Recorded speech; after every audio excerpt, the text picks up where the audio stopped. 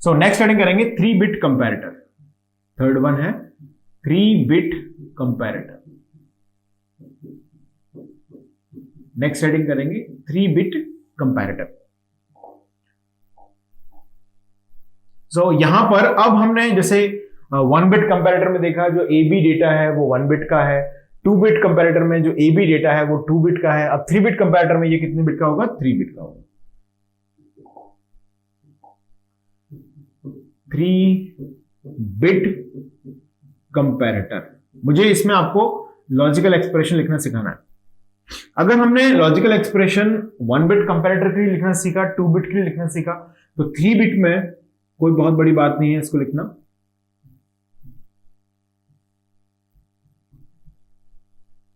जैसे मान लीजिए हमने यहां पर डेटा कंसीडर किया ए बी, ए की वैल्यू 3 बिट में हो जाएंगी, लाइक A2, A1, A0। यहां पर हो जाएगी B2, B1, B0। ये हो गया। और ऑब्वियस है कि आउटपुट जो है वो 3 ही बनेंगे हर बार, चाहे कितने भी बिट का कंपैरेटर हो। 3 पॉसिबिलिटीज हैं, X, Y, Z, X, Y, Z, यानी कि A equal to B, A less than B and A greater than B। 3 possibilities है। ये आ गया। अब इसमें अगर मैं कॉम्बिनेशंस की बात करूं तो A2, A1, A0, इनकी पॉसिबल वैल्यूज कितनी है? 8 पॉसिबल वैल्यूज होंगी A2, A1, A0 की, 000 से लेके 111 तक, है ना। 8 डिफरेंट पॉसिबल वैल्यूज होंगी 000 टू 111। वैसे B2, B1, B0 की कितनी पॉसिबल वैल्यूज होंगी? 8 पॉसिबल वैल्यूज होंगी, यानी कि 000 टू 111। अब इसमें हम बात करते हैं कि total number of possible combinations कितने बनेंगे। इसका एक वैल्यू यानी कि 000 कंबाइंड होगा उन 8 के साथ, तो 8 ये हो गए। फिर इसका 001 उन 8 के साथ कंबाइंड होगा, तो आप देखेंगे इसमें 64 डिफरेंट पॉसिबल कॉम्बिनेशंस बनेंगे। अब उनके लिए ट्रुथ टेबल लिखना तो कोई डिजायरेबल काम नहीं लग रहा है मुझे, तो ऑब्वियस हम क्या करेंगे, एक्सप्रेशन को लिखेंगे जो अप्रोच हमने सीखी है इन 2 बिट कंपैरेटर, 1 बिट कंपैरेटर, वहां से। तो सबसे पहले मैं लिख रहा हूं फॉर x। तो x के लिए एक्सप्रेशन लिखना है, x is defining what? x is defining a equal to b। तो इसमें फर्स्ट पॉइंट हम क्या लिखेंगे? If A2 equal to B2, A1 equal to B1, A0 equal to B0,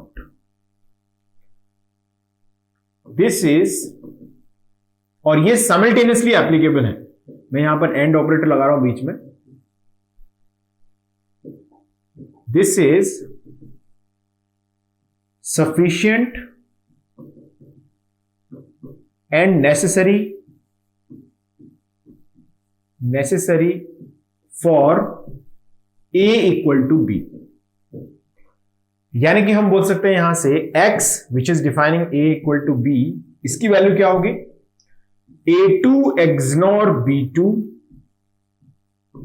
dot A1 XNOR B1 dot A0 XNOR B0।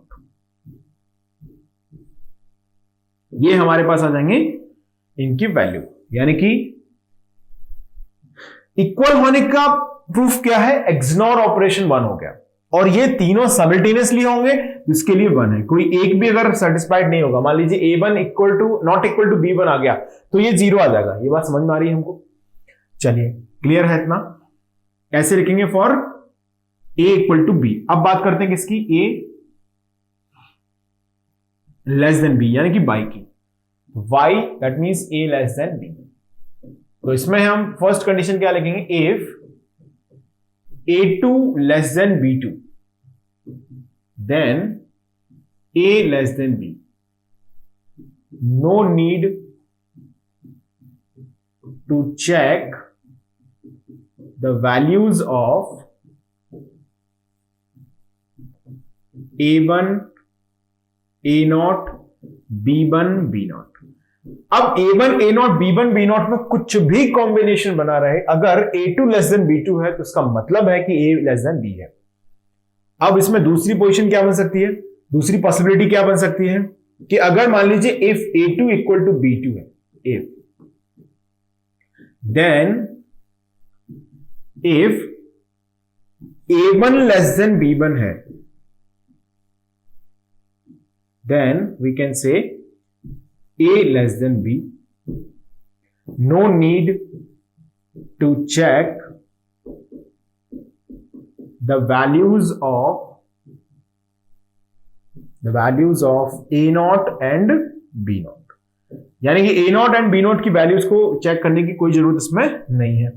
तो A2 equal to B2 है, अब A1 less than B1 है, तो इससे भी हमें समझ में आ जाएगा। तीसरी कंडीशन होती है कि अगर ऐसा हो जाए A2 इक्वल टू B2 भी है और A1 इक्वल टू B1 भी है, then if A not less than B not then A less than B, यानी कि उस कंडीशन में भी क्या होगा, A लेस देन B हो जाएगा। ओके, इतनी बात हमको समझ में आ गई। अब हम लिख रहे हैं एक्सप्रेशन इसका। तो एक्सप्रेशन कैसे लिखा जाएगा, देखिए एक्सप्रेशन लिख रहे हैं अब अगर इसका, तो यहां पर y which is defining A less than B equal to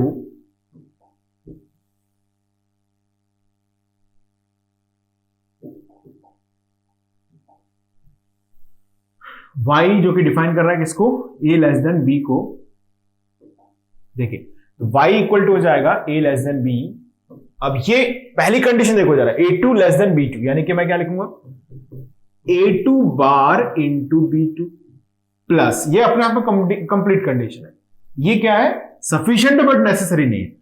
अब हो सकता है कि A2 इक्वल टू B2 हो जाए, A2 इक्वल टू B2 हो गया। अब क्या करें, अब हम चेक करेंगे किसके लिए, A1 बार इंटू B1 के लिए, प्लस अब हो सकता है कि A2 इक्वल टू B2 तो है ही, साथ में A1 इक्वल टू B1 भी है, A1 इक्वल टू B1 भी है। देन अब हमें क्या करना चाहिए, अब हमें चेक करना चाहिए for the value of A not bar into B। ये कंडीशन होगी किसके लिए, A लेस देन B के लिए। ओके, अब हम बात कर रहे हैं किसकी, last condition A greater than B के लिए। देखें last condition A greater than B, यानी कि Z which is A greater than B। अब ऑब्वियसली इसमें भी क्या होंगी पॉसिबिलिटीज, फर्स्ट वही सेम एज है ना, मैं अब नहीं लिखा रहा हूं, सीधा कंपेयर करेंगे। देखें first A2 greater than B2 है तो A ग्रेटर देन B होगा, सेकंड यहां पर A2 इक्वल टू B2 है तब A1 ग्रेटर देन B1 है तब भी A ग्रेटर देन B होगा। इस तीनों कंडीशन की जस्ट कॉपी है वो, बस जहां A है वहां B है, जहां B है वहां पर A है। तो अब एक्सप्रेशन लिखना बड़ा आसान है, तो सीधा एक्सप्रेशन लिखते हैं। चलिए अननेसेसरी टाइम वेस्ट नहीं करते, लिखिए expression Z A greater than B equal to क्या लिखा जाएगा, बताओ जल्दी से।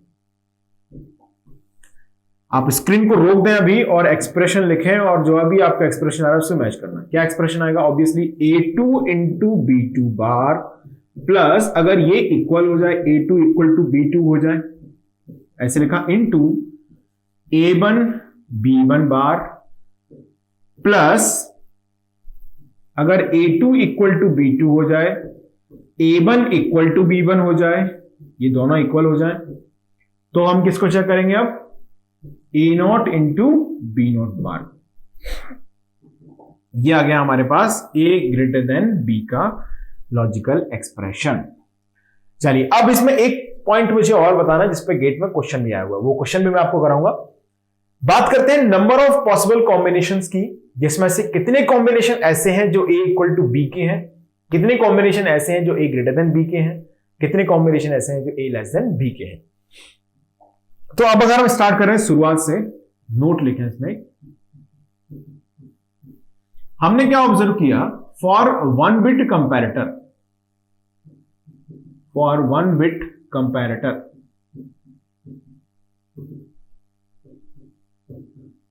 Number of equal combinations, equal combinations कितने हैं, कितने मिले, 2 मिले थे, आपको याद होना चाहिए। Number of lesser combinations equal to कितना था, 1। Number of greater combination equal to 1। इस तरह से टोटल 4 पॉसिबिलिटीज थी वहां पर। अब अगर हम बात करें for 2 bit comparator, 2 bit comparator, second for 2 bit comparator, 2 bit comparator के लिए अगर हम लिखें, so number of equal combinations. अच्छा, इक्वल कब कब हुआ? ये इक्वल हो सकता है जब 0 0 0 0 के इक्वल हो, 0 1 0 1 के, 1 0 1 0 के, 1 1 बन गए, यानी कि 4 इक्वल कॉम्बिनेशन बनेंगे। 16 कॉम्बिनेशन थे टोटल, है ना? टोटल कॉम्बिनेशन कितने थे? टोटल इक्वल टू थे 16। जैसे इसमें टोटल कितने थे? इसमें टोटल थे 4, तो इसमें से 4 हो गए equal. Number of greater oblique lesser equal to कितने? 6। 6 ग्रेटर कॉम्बिनेशन, 6 लेसर कॉम्बिनेशन। ये हो गया 2 बिट के लिए। ऐसे अगर हम 3 बिट के लिए भी कंपेयर करें, और अगर मैं फाइनली कंक्लूड करना चाहूं फॉर n बिट कंपैरेटर, तो अब लिखेंगे हम फॉर n बिट। 3 बिट के लिए आप लोग करते रहना। For n bit comparator total combinations आएंगे, total combinations equal to 2 to the power 2n, 2 into n, okay? Total number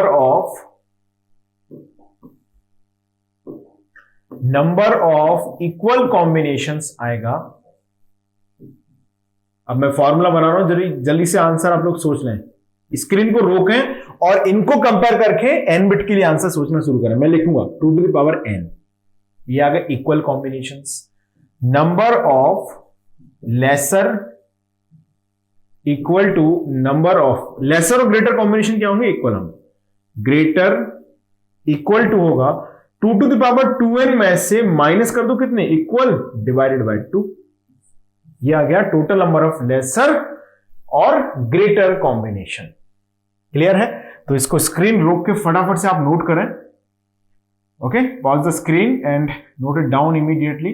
सब लोग लिख लें फटाफट इससे को। ओके, अब लिखते हैं क्वेश्चन। रीड करें क्वेश्चन को। This question was asked in electrical engineering 2012, 2012 में पूछा गया था इलेक्ट्रिकल में। लिख लें जल्दी से इसको, स्क्रीन को रोकें और क्वेश्चन को नोट कर लें फटाफट और आंसर करें। देखिए मैं पढ़ता हूं question. The output y of a 2 bit comparator is logic 1, okay, whenever the 2 bit input a is greater than b, okay, the number of combination for which output is logic 1 is। कितने combination ऐसे हैं जो logic 1 होंगे उस output में? कब है? जब ये बोल रहे हैं कि आउटपुट जो है वो a ग्रेटर देन b पर लॉजिक 1 है। a ग्रेटर देन b पर लॉजिक 1 है। जस्ट हमने अभी इसका फॉर्मूला पढ़ा हुआ है। क्वेश्चन को एक बार समझ लिया है आपने। 2 बिट कंपैरेटर है जिसका आउटपुट लॉजिक 1 कब है? जब a ग्रेटर देन b है, यानी कि 2 bit input a greater than b है, तब ये क्या है? लॉजिक 1 है। तो टोटल कितने कॉम्बिनेशन है ऐसे? तो ये टोटल कॉम्बिनेशन का फॉर्मूला हमने पढ़ा है। Total number of a greater than b combinations, जिसको हम क्या बोलते हैं? लेसर और ग्रेटर कॉम्बिनेशंस, इक्वल टू होता है 2 to the power 2n minus 2 to the power n divided by 2। अब ये तो इन्होंने 2 बिट कंपैरेटर के लिए पूछा है। मान लो अगर वो 10 बिट कंपैरेटर के लिए पूछेंगे तब भी आप उसे आंसर कर पाएंगे। ये फॉर्मूला हमारे पास है, ठीक है? तो ये सिंपल क्वेश्चन था, इसलिए इन्होंने 2 बिट के लिए पूछ लिया है। थोड़ा सा क्वेश्चन में दिमाग घुमाने की कोशिश की जाएगी तो ये कितने भी नंबर ऑफ बिट के लिए पूछा जा सकता है। तो 2 into 2 minus 2 into 4, sorry 2 to the power 2 divided by 2, कितना हो गया ये? 2n, यानी कि 16 माइनस 4 डिवाइडेड बाय 2, यानी कि 6। 6 इज द टोटल कॉम्बिनेशन जो कि ग्रेटर कॉम्बिनेशंस के होंगे। क्लियर है? तो यहां पर आके हमने डिस्कस किया कंपैरेटर। चलिए अब हम स्टार्ट कर रहे हैं next topic, that is the multiplier. So heading करेंगे मल्टीप्लायर। नेक्स्ट हेडिंग कीजिएगा मल्टीप्लायर। मल्टीप्लायर लास्ट टॉपिक है ये कॉम्बिनेशन का, मल्टीप्लायर। मल्टीप्लायर में अगर मैं आपसे बोलूं कि कोई 1 बिट डेटा है उसको मल्टीप्लाई करना है तो a into B, that means and gate से इंप्लीमेंट हो जाएगा। Okay, 1 bit multiplier just simple and gate. अगर हमें 2 बिट मल्टीप्लाई करना हो सो अब हम डिस्कस कर रहे हैं यहां पर first thing that is 2 bit multiplier. 2 bit multiplier का सर्किट कैसे बनेगा ये हमें सीखना है, और उसका जो ऑपरेशन है वो होगा कैसे, समझिएगा। 2 बिट मतलब जो ए है हमारे पास वो भी 2 बिट डेटा है, A1 A0, इसको हम मल्टीप्लाई कर रहे हैं एक another 2 bit data that is B1 B0। इसका लॉजिक सर्किट हमें इंप्लीमेंट करना है। तो पहले तो मैं सिंपल जो बाइनरी मल्टीप्लिकेशन हमने सीखा था या जो सिंपल मल्टीप्लिकेशन होता है वैसे हम इसे मल्टीप्लाई कर रहे हैं। मल्टीप्लाई कर रहे हैं B0 मल्टीप्लाई विथ A0, तो यहां पर क्या आएगा A0 इंटू B0 आएगा, A1 B0 आएगा, इस तरह से लिखते हैं, यहां पर क्रॉस लगा दिया हमने। फिर हमने क्या लिखा A0 इंटू B1 और A1 इंटू B1, ये आ गया हमारे पास मल्टीप्लिकेशन। अब इस पूरे ऑपरेशन को हमें एग्जीक्यूट करना है, इतनी बात समझ में आ गई। तो A0 इंटू B0 की जरूरत है, मतलब यहां पर क्या लगा देंगे, आप एक एंड गेट लगा देंगे, यही तो करना है, एंड गेट लगा देंगे। और इन दोनों में A1 into B0, A0 into B1, इन दोनों को एंड गेट से इंडिविजुअली हम ऑपरेट करेंगे, यानी कि A1 इंटू B0 का एंड ऑपरेशन करेंगे, A0 इंटू B1 का एंड ऑपरेशन करेंगे, और इन दोनों को मिला के क्या हो जाएगा, एडिशन होगा, और उस एडिशन का जो सम होगा वो यहां लिखा जाएगा, कैरी आगे चला जाएगा। मतलब कैसे करेंगे आप, यहां पर हम सीधा मैं बॉक्सेस के थ्रू अगर इसे रिप्रेजेंट करता जाऊं तो ये एक बॉक्स होगा एंड गेट का, क्लियर। यहां पर एक और बॉक्स इसके लिए बनेगा, एक बॉक्स इसका होगा, एक बॉक्स इसके लिए होगा। तो इन बॉक्सेस को देखें किस तरह से ऑपरेट हो रहा है। ये एंड गेट सीधा यहां पर सम S0 दे देगा आपको, एंड ऑपरेशन हो गया, ओके। यहां पर इन दोनों का क्या होगा, एडिशन होगा, तो यहां पर वैल्यू आएगी। फिर यहां पर जो सम S1 आएगा और उधर से जो कैरी आपको मिलेगी C1, वो कैरी इधर शिफ्ट हो जाएगी अलॉन्ग विद दिस, और यहां पर एक ऑपरेशन होगा और सीधे फॉरवर्ड हो जाएगी। चलिए, तो अब इसका लॉजिक सर्किट डिजाइन देखते हैं किस तरह से होगा। एक बेसिक आइडिया आपको लग गया ऑपरेशन का, अब मैं इसका लॉजिक सर्किट डिजाइन कर रहा हूं, समझें किस तरह से हम करेंगे इसको। Let's see. तो सबसे पहले हमें रिक्वायर्ड है multiplication between A0 and B0। तो मैं ऐसे अप टू डाउन लिख रहा हूं तो आपको विजुअलाइजेशन भी बहुत जल्दी हो जाएगा। देखिए, ये मैंने एंड गेट लिया यहां पर एक, ये कोई कप वगैरह नहीं बना, ये सब एंड गेट है। A0 B0, ये एंड ऑपरेशन कराया इनका A0 B0 का, यहां पर कुछ मिला हमको वैल्यू A0 B0 का आउटपुट, ये आ गया इतना। अब A1 इंटू B0 का एंड ऑपरेशन कराया हमने इस तरह से, this is A1 into B0, और A0 इंटू B1, इसका भी एंड ऑपरेशन कराया, A0 into B1, A0 into B1, okay. तो जैसे ही आप इन दोनों का अब क्या करना है, हमें इन दोनों में एडिशन कराना है। तो एडिशन के लिए हम कौन सा सर्किट यूज करना होगा, ऑब्वियसली एक हाफ एडर की जरूरत होगी हमको। अब हाफ एडर का सर्किट मैं नहीं बना रहा हूं क्योंकि हम लोग इतनी बार इसको समझ चुके हैं, कोई दिक्कत नहीं है। तो यहां पर दो चीजें जनरेट होंगी, एक तो यहां पर क्या जनरेट हुआ, सम S0 जनरेट हुआ। अब यहां पर सम जनरेट होगा S1। अब हाफ एडर है तो ऑब्वियसली कैरी भी जनरेट होगी C1, ऑब्वियसली जनरेट होनी चाहिए। कैरी C1 जनरेट होगी। अब उस कैरी C1 को हम क्या करेंगे, यहां पर हमने एक एंड ऑपरेशन परफॉर्म कराना पड़ेगा, किसका, A1 एंड B1 का, A1 B1, इनका एंड ऑपरेशन कराया आपने। तो यहां पर हमें क्या मिला, जैसे यहां पर A0 इंटू B1 मिला, यहां पर A1 B1 मिला। इस A1 B1 को भेज देंगे हाफ एडर पर along with this carry.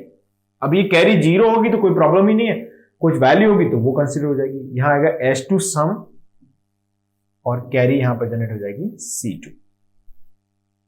Clear है इतनी बात सबको। So this is the circuit of 2 bit multiplier.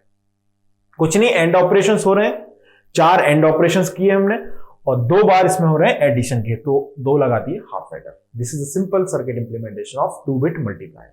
इतना फ्रिक्वेंट टॉपिक नहीं है ये, लेकिन कभी कभार इस पर क्वेश्चंस फ्रेम हो सकते हैं, तो आपको ये चीजें समझ में आनी चाहिए। चलिए आगे बढ़ते हैं।